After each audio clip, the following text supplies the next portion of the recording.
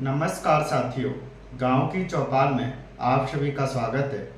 आज मैं बात करूंगा लोकसभा सीट एटा लोकसभा सीट पर मैं इस बात को चर्चा करूंगा कि वहां का माहौल क्या है और किस पार्टी से किसे प्रत्याशी बनाया गया है और एटा लोकसभा सीट का जाति समीकरण क्या है, इस पर मैं विस्तार से चर्चा करूंगा।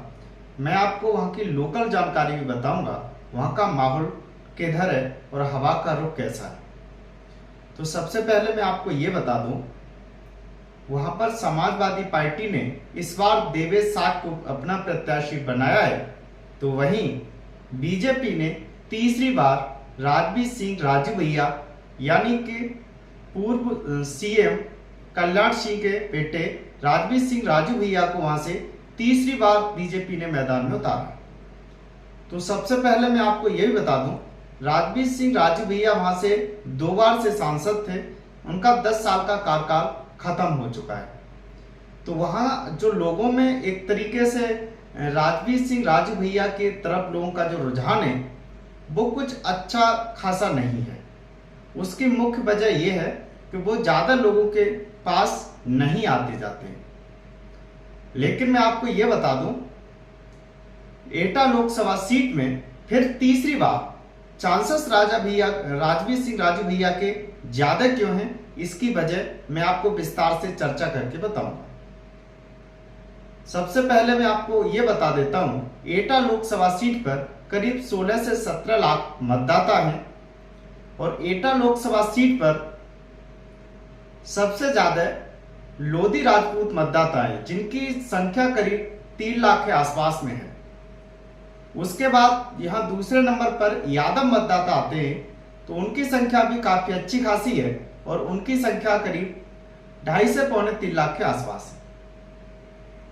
मैं यही आपको एक और बात बता दूं, समाजवादी पार्टी ने देवेश साग को प्रत्याशी बनाया है। इसकी वजह भी क्या है कि यहाँ जो साग मतदाता है वो उसकी भी संख्या काफी अच्छी खासी है, करीब 1.5 से 2 लाख साग मतदाता एटा लोकसभा सीट पर आता है। तो इसी को देखते हुए समाजवादी पार्टी ने देवेश साग को प्रत्याशी बनाया है। यहां पर मुस्लिम मतदाता भी हैं, जिनकी संख्या करीब 1 लाख के आसपास में है। तो यहां दलित मतदाताओं की संख्या भी ठीक ठाक है, करीब 1.5 से 2 लाख के आसपास है। तो इस बार आज मैं आपको यह भी सूचना दे दूं कि बीएसपी ने भी यहां अपना उम्मीदवार घोषित कर दिया है। तो यहां जो लड़ाई है वो एक तरीके से त्रिकोणी दिखाई दे सकती है, लेकिन जो मुकाबला है वो सीधी टक्कर देवेश साग और राजवीर सिंह राजू भैया से होगी। और यहाँ का जो मुकाबला दिलचस्प इसलिए हो जाएगा कि देवेश साग को जब से प्रत्याशी बनाया है तो जो मतदाता है, जो साग मतदाता है, उसमें एक बड़ा परिवर्तन देखने के लिए मिला। माना जाता है जो साग मतदाता था, आज से पहले जो 2 चुनाव हुए वहां पर मैं कह सकता हूं कि करीब 90% मतदाता राजवीर सिंह राजू भैया को मिला होगा। लेकिन इस बार एक बड़ा वहां बदलाव देखने के लिए मिल रहा है। तो मैं आपको यह भी बता दूं, पिछला जो चुनाव लड़े थे समाजवादी पार्टी के जो प्रत्याशी रहे देवेंद्र सिंह यादव, तो वहां से जो देवेंद्र सिंह यादव ने बीजेपी का दामन थाम लिया है। तो ये बताया जाता है कि वो यादव वोट बैंक में संगवारी कर सकते हैं, लेकिन मैं जो हकीकत है वो सच्चाई आपको बता दूं कि उससे कोई ज्यादा प्रभाव वहां पड़ता हुआ दिखाई नहीं देता है।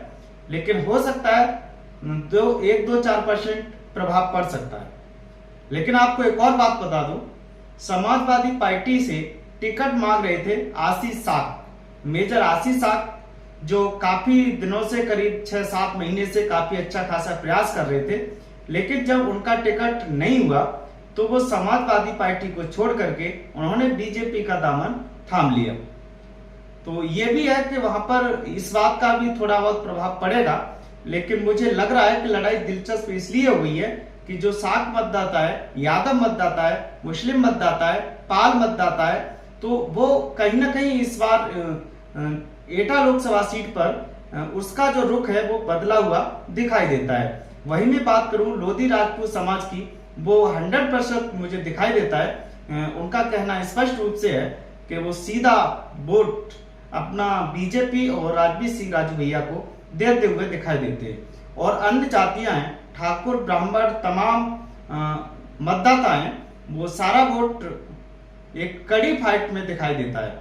तो एटा लोकसभा सीट का ये एक जाति समीकरण है। इस बार की जो लड़ाई है वो दिलचस्प होती हुई दिखाई देती है। तो ऐसी सही और सटीक जानकारी के लिए आप हमारे चैनल को सब्सक्राइब और शेयर करते रहिए।